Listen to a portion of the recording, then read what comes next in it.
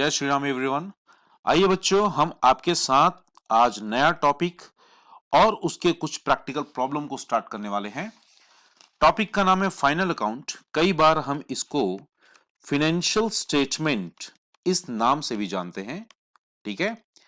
और हम सीधा इसके क्वेश्चंस को आपके साथ स्टार्ट करेंगे। बेटा, कॉन्सेप्ट की बातें हो चुकी है हमारी, तो चलिए जरा इसके कुछ क्वेश्चंस को अटेम्प्ट करते हैं। क्वेश्चन को अटेम्प्ट करने के लिए मैं आपको कुछ क्वेश्चंस यहाँ पे समझाऊंगा, उस प्रोसेस को थोड़ा फॉलो करिएगा। स्टार्टिंग में वो प्रोसेस थोड़ा सा आपको लेंदी लग सकता है, बट जैसे एक बार आपकी हैबिट बन जाएगी वैसे ही आप एकदम स्पीडी वे पे क्वेश्चंस को करना स्टार्ट कर दोगे। क्लियर? तो हम उठा रहे हैं आपके टीएस गरेवाल बुक से क्वेश्चन नंबर 1। यहां पे आपको जो डेटा गिवन है वो बेसिकली समझ लीजिए है क्या। यहां से जो आइटम्स आपको टेबुलर फॉर्म पे गिवन है, ये बेसिकली आपका एक ट्रायल बैलेंस है। क्या है बच्चे? ये ट्रायल बैलेंस। ओके। और बच्चे, इस ट्रायल बैलेंस के बाद आपको ये कुछ आइटम्स दिए हैं, इनको हम बोलते हैं एडजस्टमेंट्स। क्लियर? तो हमको जब फाइनल अकाउंट बनाना होता है तो फाइनल अकाउंट या फाइनेंशियल स्टेटमेंट में हमारे पास मेनली 3 कैटेगरी के स्टेटमेंट आते हैं, जिसमें सबसे पहला आता है हमारा ट्रेडिंग अकाउंट, उसके बाद हमारा बनता है प्रॉफिट एंड लॉस अकाउंट, और फाइनली हमको बनाना होता है अपना बैलेंस शीट। मैंने ज्यादा टाइम ना लेने के लिए, वीडियो को लंबा ना करने के लिए पहले से फॉर्मेट रेडी कर लिया है। मैं आपको भी सजेस्ट करूंगा बच्चे, जब भी क्वेश्चन बनाने बैठे पहले आप उसका फॉर्मेट रेडी कर लीजिए। क्लियर? फॉर्मेट रेडी करने के बाद सीधा आप क्वेश्चन पे जंप कर सकते हैं। तो कुछ इस तरह से आप भी अपना फॉर्मेट रेडी कर लीजिए। ठीक, अब आते हैं हम अपने मेन क्वेश्चन पे। क्वेश्चन में हमको 2 चीजें दे रखी हैं, पहला ट्रायल बैलेंस, दूसरा एडजस्टमेंट। हम क्या करेंगे? हम पढ़ेंगे पहले एडजस्टमेंट, अकॉर्डिंगली ट्रायल बैलेंस में हम मार्किंग कर लेंगे। जैसे कि पहला है क्लोजिंग स्टॉक 1,60,000, और हमको पता है कि क्लोजिंग स्टॉक हमारे फाइनेंशियल स्टेटमेंट में 2 जगह आने वाली है। पहला, ये आइटम आपके ट्रेडिंग के क्रेडिट साइड में आएगा और बैलेंस शीट के एसेट में आएगा। क्लियर है?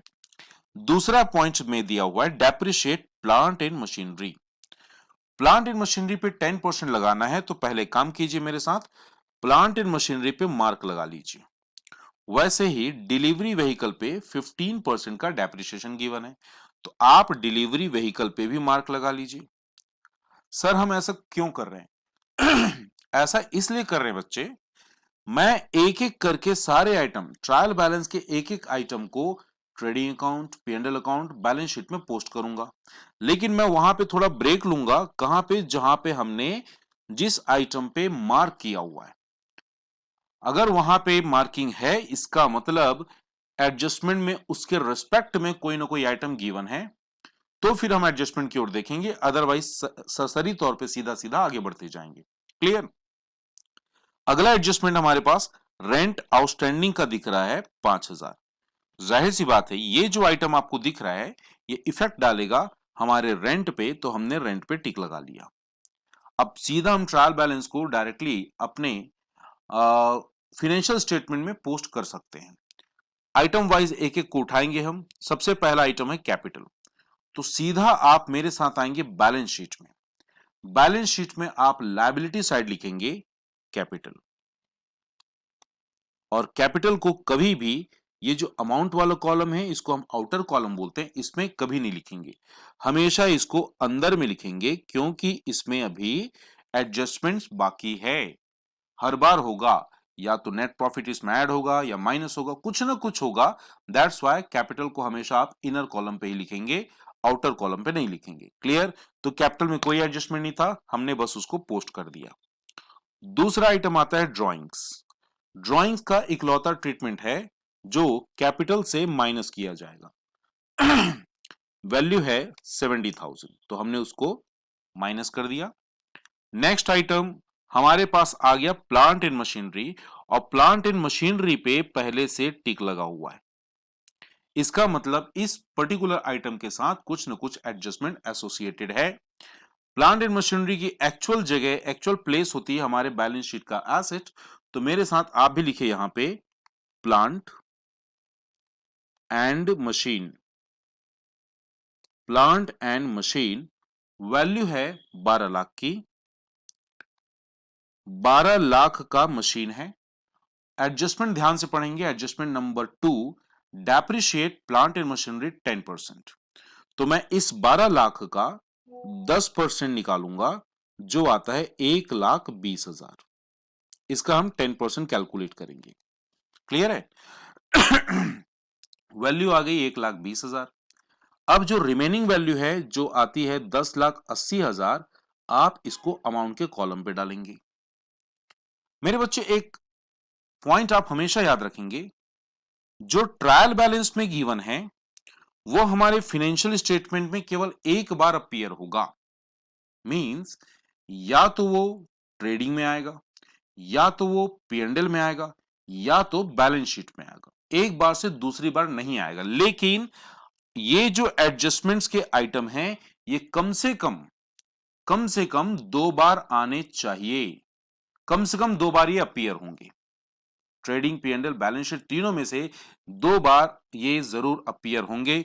हम बात कर रहे थे प्लांट एंड मशीनरी पे डेप्रिसिएशन की। अब डेप्रिसिएशन हमने अभी यहां पे बैलेंस शीट में एसेट साइड 1,20,000 एक बार एडजस्ट कर लिया।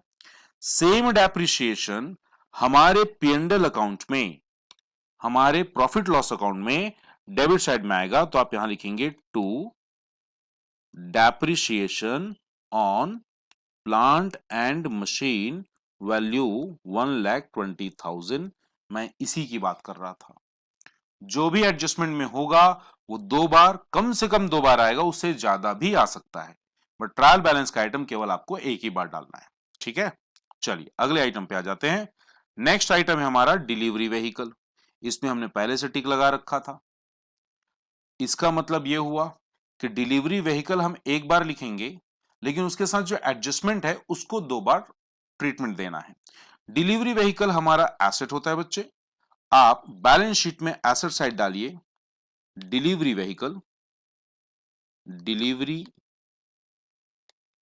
व्हीकल वैल्यू आ जाएगी इसकी 2,60,000। एडजस्टमेंट नंबर 2 में ही अगर आप रीड करेंगे तो डिलीवरी व्हीकल पे 15% का डेप्रिसिएशन लगाना है। तो आप इस पे फिर से 15% का डेप्रिसिएशन लगाएंगे जो इसकी वैल्यू से माइनस होगा। 2,60,000 माइनस इसका 15% अगर कैलकुलेट किया जाए वैल्यू आएगी 39,000। रिमेनिंग वैल्यू हो जाएगी 2,21,000। ये और यही 39,000 आपके प्रॉफिट एंड लॉस अकाउंट में डेबिट साइड आएगा। तो यहां लिखेंगे to depreciation on delivery vehicle. Space थोड़ा कम है, दैट्स व्हाई मैं उसको शॉर्ट में लिख रहा हूं 39,000। ये नेक्स्ट आइटम आएंगे बच्चे। नेक्स्ट आइटम दे रखा है सन्ड्री डेटर, और सन्ड्री डेटर पे हमने मार्किंग नहीं की थी। आप डायरेक्टली इसको पोस्ट कर सकते हैं। आप भी बताइए जरा कहां पे पोस्ट करना चाहिए। Sundry debtor is a part of our asset, तो यहां लिखेंगे आप सन्ड्री डेटर वैल्यू हो जाएगी आपकी 3,60,000। सन्ड्री डेटर के बाद दोबारा ये क्वेश्चन पे अगला आइटम है सन्ड्री क्रेडिटर। सन्ड्री क्रेडिटर हमारी लायबिलिटी होती है बच्चे। तो यहां आप लिखेंगे सन्ड्री क्रेडिटर और वैल्यू आ जाएगी आपकी 4,95,000। Is that clear? Sundry creditor के बाद हम आते हैं अपने परचेज पे और सेल्स पे।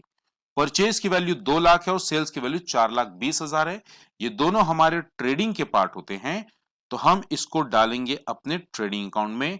ट्रेडिंग अकाउंट के डेबिट साइड में आएगा परचेज और क्रेडिट में आएगा सेल्स। ठीक है, बट मैं क्या करूंगा बेटा, पहले 2 लाइन एक स्पेशल आइटम के लिए छोड़ दूंगा।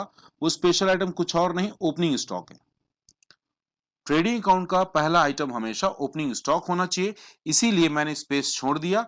नीचे में हम लिखेंगे यहां पे परचेज, और परचेज की वैल्यू आप लोग बताइए मुझे कितनी थी। वैल्यू थी 2 लाख रुपए। वैसे ही हमने यहाँ पे सेल्स को भी कंसिडर किया है, तो आप यहाँ पे टू और बाय लगाना नहीं भूलिएगा। यहाँ पे टू आ जाएगा और क्रेडिट साइड में बाय भी आ जाएगा। बाय यहां पे आप लिखेंगे सेल्स। सेल्स की वैल्यू है 4,20,000। Is that clear? आगे चलें। अगला आइटम है वेजेस। वेजेस भी हमारे ट्रेडिंग में ही डेबिट साइड में आएगा, तो यहां लिखेंगे to wages account. To wages account value दे रखी है आपको 80,000।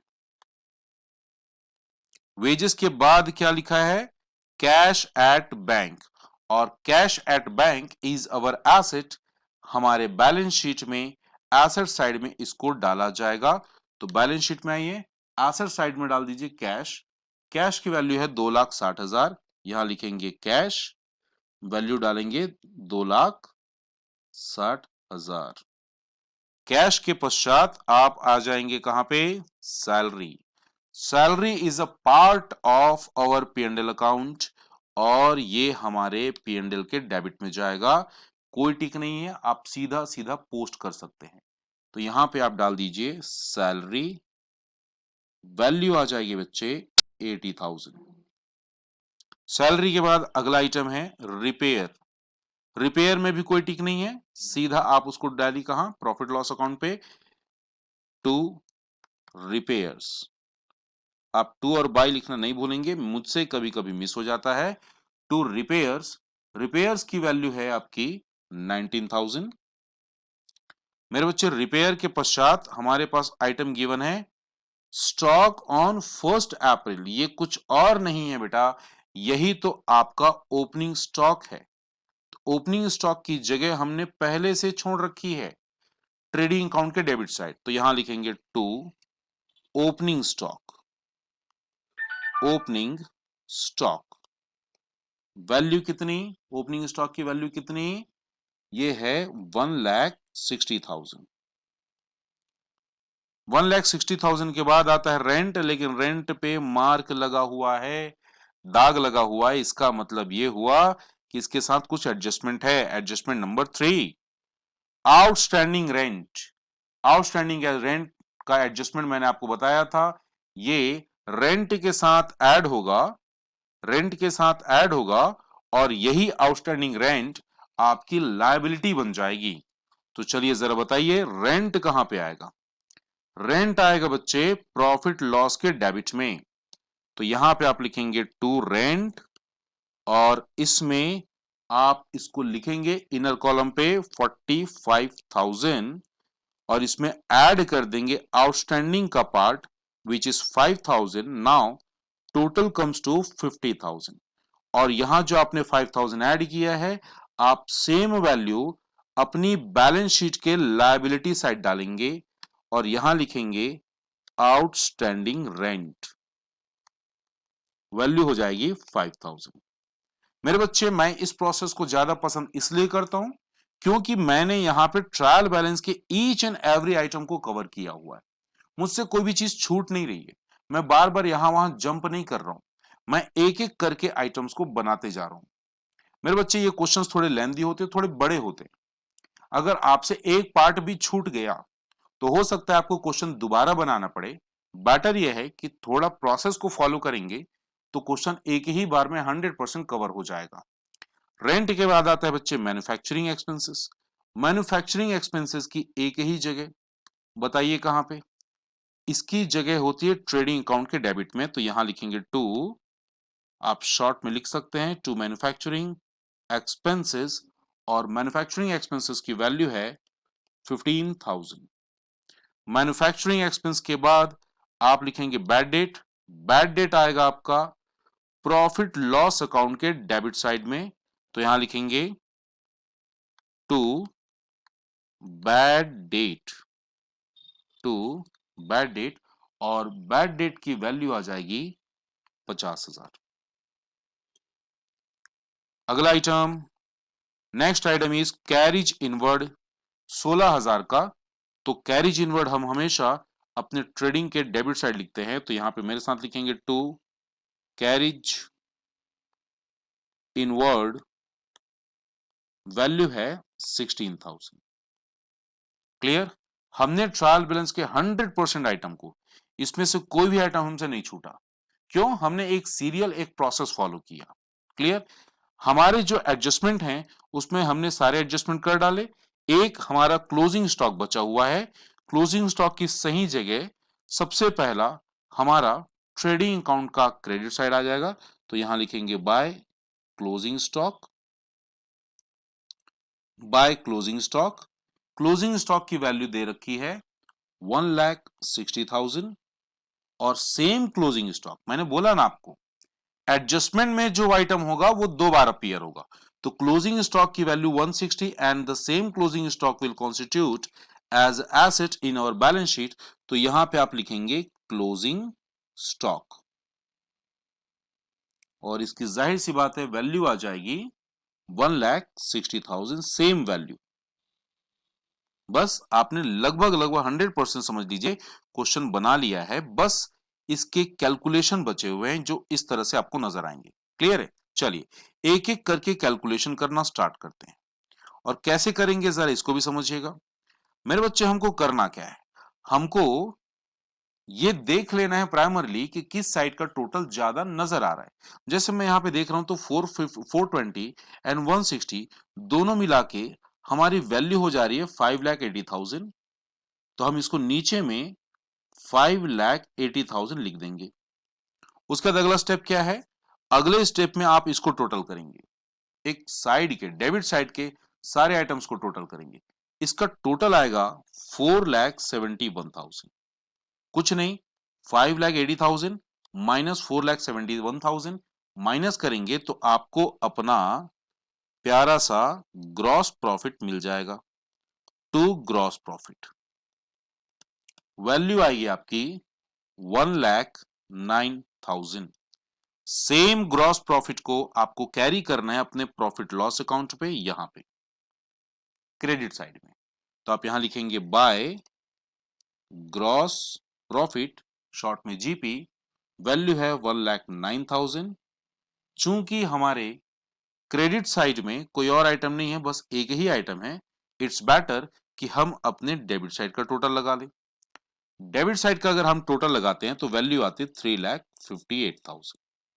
मेरे बच्चे, यहां पे मैं आप लोग को समझाने के लिए इस फॉर्मेट के अंदर ही टोटल बता रहा हूं, बट आपको ऐसा नहीं करना है। ये जो टोटल आप बना रहे हैं, ये टोटल निकाल रहे हैं, इसको आप या तो पेंसिल से करिए या तो किसी outer column, outside this statements आप इसको पोस्ट कीजिए। ठीक है?